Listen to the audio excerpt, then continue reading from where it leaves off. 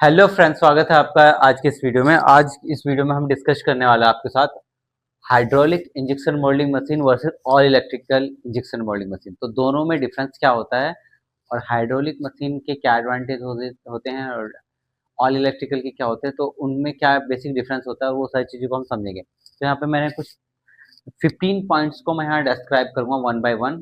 तो number one में आते हैं, हम फीचर्स की बात करेंगे। फिर फीचर्स होते हैं हाइड्रोलिक इंजेक्शन मोल्डिंग मशीन के फीचर को मैं आपको यहाँ पे डिफाइन करूंगा। नेक्स्ट करूंगा मैं all electrical injection moulding machine के फीचर को, राइट।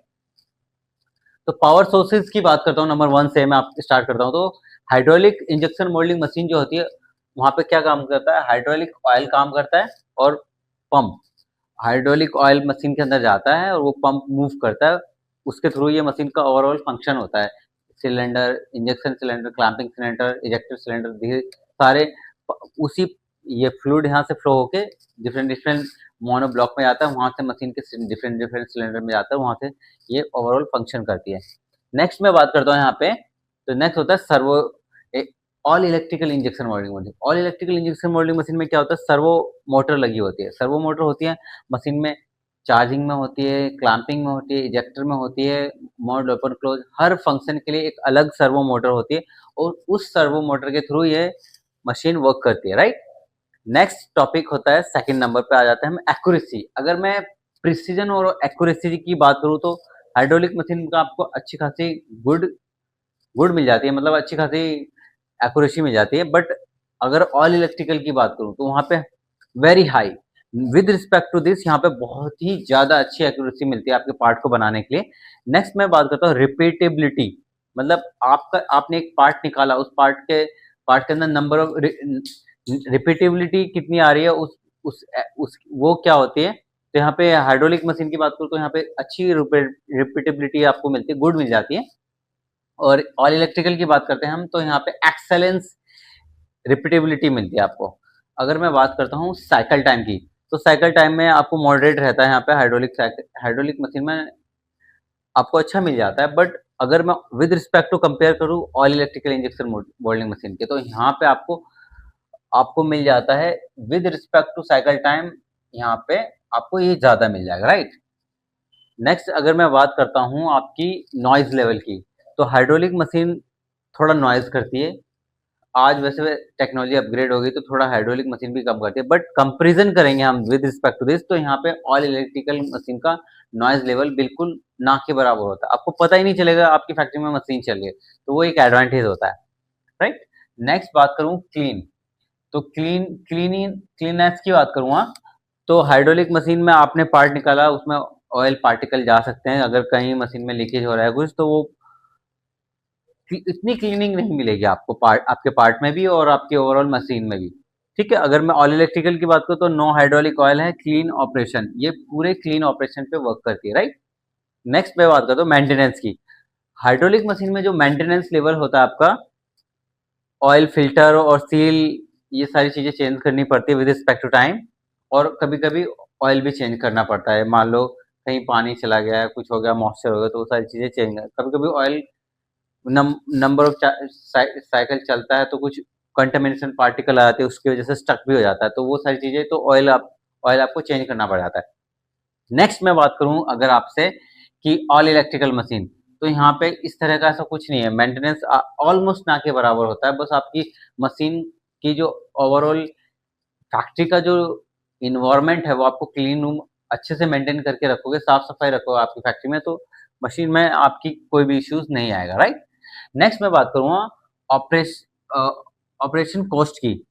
तो जो आपका कॉस्ट होता है चलाने के लिए, यहाँ पे थोड़ा सा ज़्यादा होता है। यहाँ पे थोड़ा आपको ऑपरेशन कॉस्ट यहाँ पे हाई लगता है आपका। पार्ट चलाने के लिए जो ओवरऑल, मान लो एक डाई आई आपका, उसको चलाओगे तो यहाँ पे ऑपरेटिंग कॉस्ट हाई होता है, यहाँ पे ऑपरेटिंग कॉस्ट यहाँ पे लो होता है, ठीक है।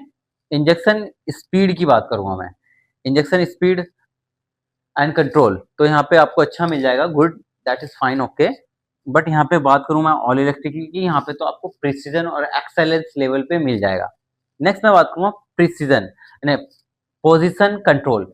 आप कोई भी इंजेक्शन, क्लैंपिंग और इजेक्टर का कोई भी पैरामीटर के पोजीशन को आप कंट्रोल करते हो, तो यहाँ पे मॉडरेट ऑप्शन होता है, यहाँ पे वेरी एक्यूरेट, आपने जितने जितने पॉइंट डाला है एक्चुअल में आपको वही पोजीशन यहाँ पे मिलने वाली ऑल इलेक्ट्रिकल मशीन में। लेकिन यहाँ पे हाइड्रोलिक मशीन में with respect to temperature difference और ऑयल के जो विस्कोसिटी डिफरेंस होता है उसकी वजह से थोड़ा बहुत डिफरेंस आता है। उसकी वजह से कभी कभी पोजिशन और प्रेशर और फ्लो के जो इंजेक्शन स्पीड और इंजेक्शन प्रेशर में ओवरऑल इसका इम्पैक्ट आता है, क्योंकि ऑयल की viscosity with respect to temperature कभी कभी वो वेरी कर जाती है। फॉर एग्जांपल मैं हाइड्रोलिक मशीन की बात करूँगा तो वहाँ पे जैसे फॉर एग्जांपल विंटर का टाइम है तो वहाँ पे कभी कभी मशीन आपकी चालू भी नहीं हो पाती है क्योंकि वो ऑयल बिल्कुल जम जाता है, तो वो सारी चीज़ें रहती है। यहाँ पे ऑल इलेक्ट्रिकल मशीन में ऐसा कुछ नहीं है। आप सर्दी हो गर्मी हो कोई सा भी वेदर हो, आपको सिर्फ ओवरऑल मशीन की आपकी फैक्ट्री को अच्छे से क्लीन रूम करके रखना है और प्रॉपर पैक होनी चाहिए। तो अच्छे से अगर आप फैक्ट्री को मेंटेन रखते हो, फैक्ट्री की साफ सफाई और मशीन की प्रॉपर साफ सफाई, तो वो कोई भी इशू नहीं आएगा ऑल इलेक्ट्रिकल मशीन में। और फ्यूचर की बात करूँ तो मैं with respect to hydraulic all electrical का फ्यूचर आने वाले टाइम में आप most of the manufacturer all electrical machine पे ही जाएंगे। बेस्ट एप्लीकेशन, अगर मैं एप्लीकेशन वाइज बात करूं तो जितने भी हाइड्रोलिक मशीन होते हैं, बकेट आ गया, बकेट्स आ गए, क्रेट्स आ गए, फर्नीचर आ गया, ऑटोमोटिव एंड लार्ज पार्ट हो गए, इन सारे एप्लीकेशन में चलती है। लेकिन आजकल कुछ जो अच्छे मैन्युफैक्चरर हैं वो go with the all electrical भी जा रहे हैं इन सब पार्ट के लिए भी, राइट। बट यहाँ पे आप क्या कर सकते हो ऑल इलेक्ट्रिकल में, यहाँ पे आप मेडिकल पार्ट बना रहे हो तो यहाँ पे मेडिकल में आपके लिए बहुत अच्छा एडवांटेज मिलेगा all electrical. Same electronics part में आपको अच्छा एडवांटेज मिलेगा, और ऑप्टिकल पार्ट्स वगैरह हैं वहाँ पे आपको अच्छा एडवांटेज मिल जाएगा। Thin wall container packaging line में अगर आप जाना चाहते हो तो all electrical is a very good choice for you. And precision on products की बात करूँ तो वो भी अच्छा, आप प्रिसीजन लेवल का कोई भी काम करो जहाँ पे बहुत अच्छा प्रिसीजन चाहिए तो वहाँ सारे, और गियर पार्ट्स, जो भी गियर पार्ट बनाना चाहते हो वहाँ पे आप ऑल इलेक्ट्रिकल के साथ जा सकते हो। तो ये कुछ ये पार्ट्स हैं। अगर ऐसा नहीं कि यही चाह रहे, कोई भी मैन्युफैक्चरर कहीं भी जा सकता है, वो आपकी इनिशियल कॉस्ट यहाँ पे अगर मैं बात करूँ तो हाइड्रोलिक मशीन की इनिशियल कॉस्ट नॉर्मल रहती है, but comparison to all electrical फिलहाल के टाइम में इनिशियल कॉस्ट ऑल इलेक्ट्रिकल में with respect to hydraulic almost 3 times है। तो दैट्स वाई लोग ऑल इलेक्ट्रिकल के साथ जाते नहीं, बट प्रोबेबली इन फ्यूचर ये कॉस्ट अगर मिनिमाइज होती है और नॉर्मलाइज होती है तो प्रोबेबली हर इंसान हाइड्रोलिक को स्विच करके, इसको कट करके ये ऑल इलेक्ट्रिकल पे ही स्विच होगा। तो this would be the future. Energy saving की बात करूँ तो मैं with respect to energy saving, hydraulic machine का एनर्जी सेविंग होता है ऑलमोस्ट ठीक 30 to 40% हो जाता है, ऑलमोस्ट ये 30 to 40% रहता है। बट यहाँ पे अगर मैं ऑल इलेक्ट्रिकल की बात करूँ तो 70% एनर्जी आपका सेव होना ही होना है ऑल इलेक्ट्रिकल मशीन में। और 70% एनर्जी सेविंग कैसे होता है, अगर वो उसके बारे में हम डिस्कस करेंगे तो वो over hydraulic machine simple function करती है, वो मल्टीटास्किंग कर नहीं सकती। फॉर एग्जांपल मैं बात करूंगा, एक मैन होता है, मैन एक फोकस होता है, एक ही टाइम में एक ही टास्क कर सकता है। This machine like a man, hydraulic machine just like a man, man एक टाइम पे एक ही काम दोगे वो बहुत अच्छा परफॉर्म करते हैं। All electrical machine like a woman, एक टाइम में इंजेक्शन भी करेगी, क्लैंप इंजेक्शन भी हो रहा होगा, इधर इंजेक्शन होने का नहीं, फॉर एग्जाम्पल चार्जिंग हो रहा है, इधर मोल्ड ओपन हो रहा है, तो मल्टीटास्किंग कर सकती है। ओपन भी हो रहा है, इजेक्टर भी लग रहा है और फिर इधर चार्जिंग भी हो रहा है, तो different different part, different different function ये मल्टीपल टाइम कर सकती है, ठीक है। अगर मोल्ड सेफ्टी की बात करूँ तो यहाँ पे आपको हाइड्रोलिक मशीन में नॉर्मल मोल्ड सेफ्टी मिलती है, लेकिन आज कुछ मैन्युफैक्चरर ने अपनी मशीनों को अपग्रेड कर दिया है तो वहाँ पे अच्छी भी मिल जाती है। बट फिर भी अगर मैं ऑल इलेक्ट्रिकल मशीन की बात करूंगा तो वहाँ पे ऑल इलेक्ट्रिकल मशीन है तो आपको डेफिनेटली बात है कि वेरी हाई मिलने वाली है मोल्ड सेफ्टी। ऐसा नहीं कि आपने ऑल इलेक्ट्रिकल मशीन में लगा रहे हो मोल्ड तो डैमेज होने के चांस है, प्रोबेबली ऑलमोस्ट ना के बराबर रहते हैं वो।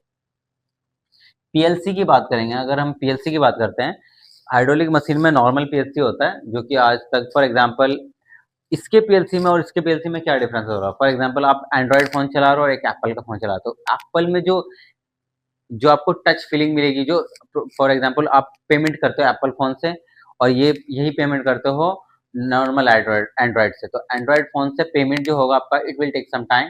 बट अगर मैं बात करूं with respect to Apple, Apple कितनी भी दूर से, मतलब एक लॉन्ग डिस्टेंस से भी इजीली पेमेंट कर देता है और क्विक कर देता है विद रिस्पेक्ट टू। तो इसी तरह इसका जो इसके प्रोसेसिंग थोड़ा सा it will take some time. Hydraulic machine में जो पीएलसी होता है उसका प्रोसेस होने में और सारे फंक्शन को कम करने में it will take some time, थोड़ा वक्त लगता है। बट ऑल इलेक्ट्रिकल मशीन में जो पीएलसी लगा होता है वो बहुत फास्ट होता है, विंडो टाइप की होती है वो।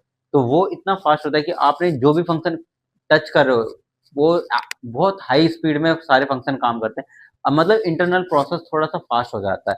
तो ये एक all electrical versus hydraulic machine के कुछ फीचर्स को मैंने यहाँ पे 15 फीचर्स को वन बाय वन एक्सप्लेन करा है। तो ये थोड़ा सा डिफरेंस था। एंड जो ये मैंने ओवरऑल कन्वर्सेशन करा है, तो हाइड्रोलिक जो इंजेक्शन मोल्डिंग मशीन है उसका फ्यूचर राइट नाउ है। बट इन फ्यूचर अगर मैं बात करूं तो सारे मैन्युफैक्चरर जाने वाले हैं ऑल इलेक्ट्रिकल के साथ। तो आपके पास ऑप्शन है कि अभी आप कौन सी मशीन यूज करें और फ्यूचर में कहाँ जाना चाहते हैं। जाहिर सी बात है इनिशियल इन्वेस्टमेंट बढ़ जाती है, बट इसका लॉन्ग टाइम में आपको एडवांटेज मिलता ही मिलता है। तो ये डिफरेंस था जो हमने डिस्कस करा आप लोगों के साथ। Thanks for watching till here, bye bye everyone. Like and subscribe करें इस चैनल को। Thank you so much everyone.